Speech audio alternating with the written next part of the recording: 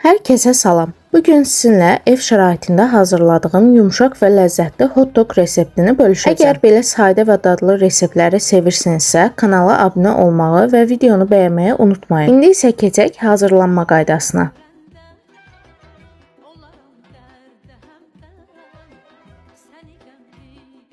İlıq südün içərisinə mayanı və şəkər tozunu əlavə edib yaxşıca qarışdırıram.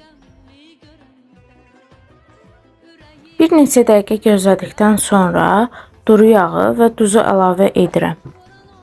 Daha sonra onu hissə-hissə əlavə edərək yumşaq xəmir yoğururam. Xəmiri yaxşıca yoğurduqdan sonra üzərini örtüb mayalanmağa qoyuram. Xəmirimiz gözəl şəkildə mayalandıqdan sonra onu kündələrə ayırıram. Kündələrin ölçüsünü təxminən eyni saxlamağa çalışıram ki, bişəndə hamısı bərabər ölçüdə olsun. Daha sonra hər kündəni biraz yumrulayaraq formaya salıram. Yumşaq xəmirlə işləmək çox rahatdır və istədiyiniz formanı asanlıqla vermək olur.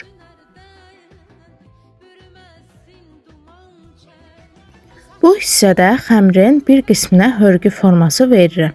Belə formalar hazır məhsulun görünüşünü daha maraqlı və daha gözəl edir. Biraz vaxt aparsa da, nəticədə çox zərif və iştahacan görünüş alınır. İndi isə sosisikaları xəmirin içərinə yerləşdirirəm. Hər birinin səliqəli görünməsi üçün xəmiri diqqətlə bükürəm.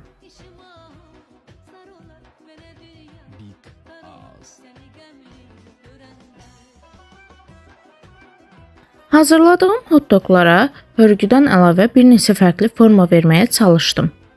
Klassik formadan əlavə daha maraqlı və fərqli görünüşlər də hazırladım ki, süfrələrinizdə həm dadlı, həm də göz oxşayan alınsın.